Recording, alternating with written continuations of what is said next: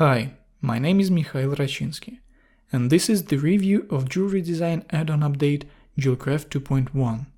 In this update, new weighting system with asset manager functionality, viewport widgets, adjustments in user interface, and additional functionality for tools.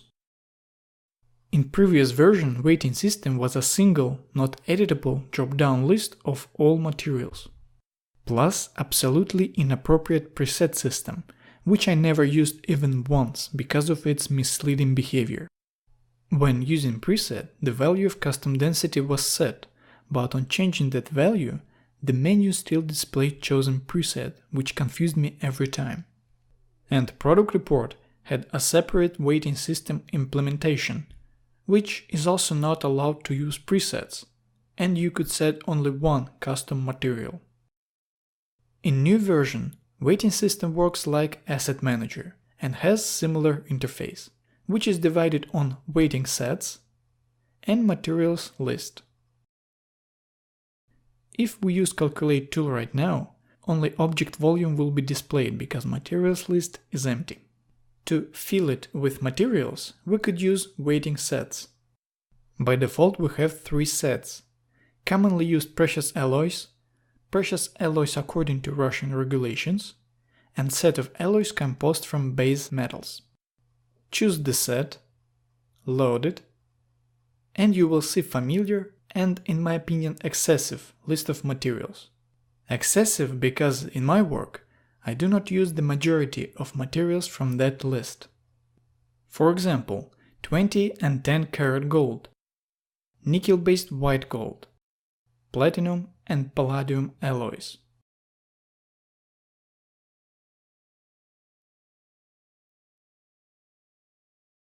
After cleanup I got only 7 materials, which I use most of the time. Now if we use calculate, in addition to volume we get weight in available materials. If at the moment you do not need full list, you can disable individual materials. They will not participate in weight calculation. By the way, if you need to copy the text from pop-up message, go to the info area, where you can select and copy necessary lines.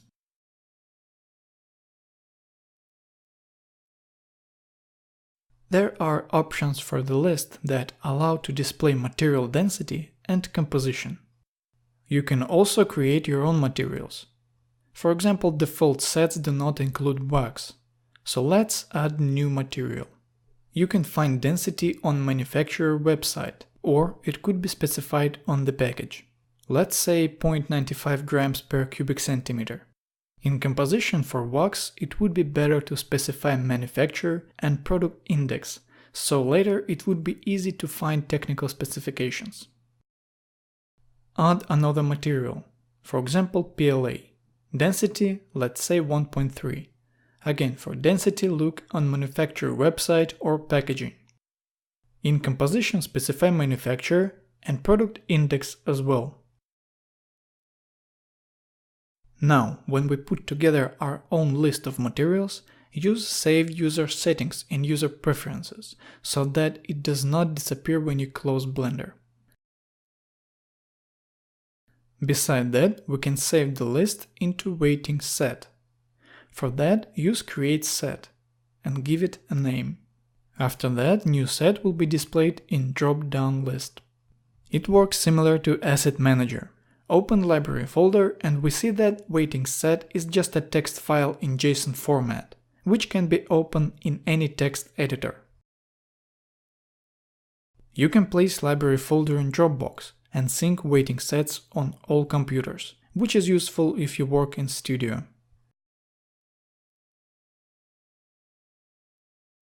By the way, to edit material, no complex actions required. Just double-click on the field.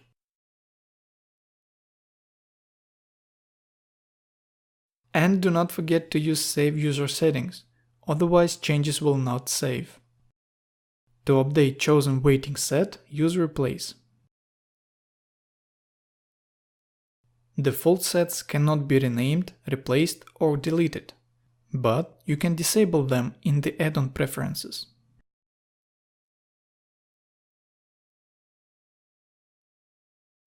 Separate implementation of weighting system for product report was completely removed.